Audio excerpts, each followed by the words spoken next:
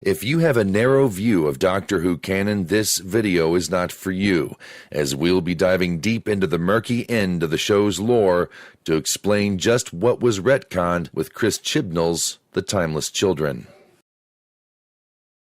During the time of legend, after the dawn of Gallifreyan history and the advent of Time Lord society, a great catastrophe occurred, when its children would be born barren.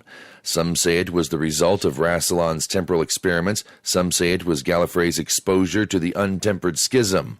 Some say that Gallifrey's then ruler, Pythia, cursed the planet for Rassilon's tampering with creation, sending her followers to Karn and leaving the rest of the Gallifreyans barren. To this day, that event is still referred to as Pythia's curse. Rassilon developed genetic banks called looms for the survival of the Gallifreyan progeny after the curse. A virus known as the immortality virus came about the same time Rassilon betrayed the great vampires who had developed the V-factor, an infection that brings immortality. These experiments were sponsored by and tempered by Rassilon, led to giving Gallifreyans the ability to regenerate in order they continue to maintain their incredibly long lifespan that they had achieved naturally. When he injected the new virus into the looms, 85% of the loom-born died. The rest developed into the humanoid form we know today.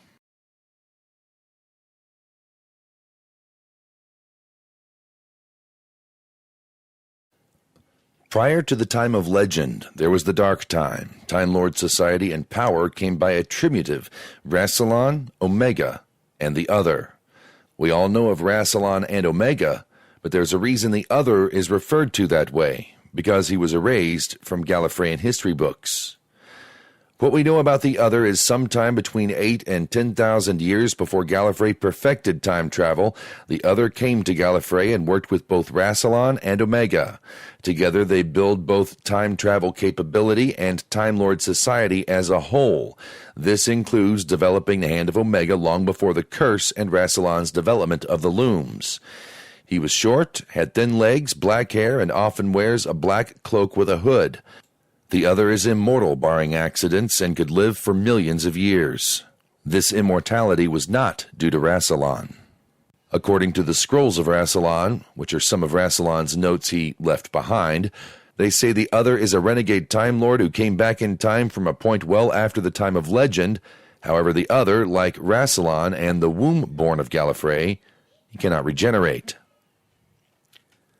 Now, without getting too deep into Time Lord history and politics, there was a revolution between the loom-born Gallifreyans, who were loyal to Rassilon, and those of natural birth who were sterile. It was at this time that the Other grew weary of being, at this rate, all-powerful and wanted to be a player on the board and not the chess master. So he entered into the progenitive chamber where all Gallifreyan genetic coding from the prime distributors is fed to all the looms of every Gallifreyan house. Rassilon believes the Other died in the energy cascades, but in reality he bonded to them. He was strung out in the loom, his DNA dispersed, waiting to be reborn. History records that the Other fled across the stars, while nearly all references to the Other were erased from Gallifreyan history books at the behest of Rassilon. He's only remembered by families passing down his memory from generation to generation on a day they call Otherstide. The character known as the Morbius Doctor was likely the first incarnation of the Other to be loomed. When the Hartnell Doctor was loomed as a young child in class, he once cried out, "I am the Doctor," for no apparent reason, and to the chagrin of his tutor. We all know this is not the Doctor's name. We know that this Morbius Doctor had 8 bodies. He marries Omega's widow and has many grandchildren. He and his son both sit on the High Council. We get glimpses of him in Cold Fusion and the Infinity Doctors as well. His children were natural born with patience, and when the High Council got wind, they were attacked and scattered. We do not know for sure his fate, other than he loses his memories of all his lives and his lost wife, shortly before the Hartnell Doctor, our Doctor, was loomed. This happens shortly after the Myken Island tragedy, and going by what we know of the Other, after losing everything, it is likely he again enters into the looms to be reborn.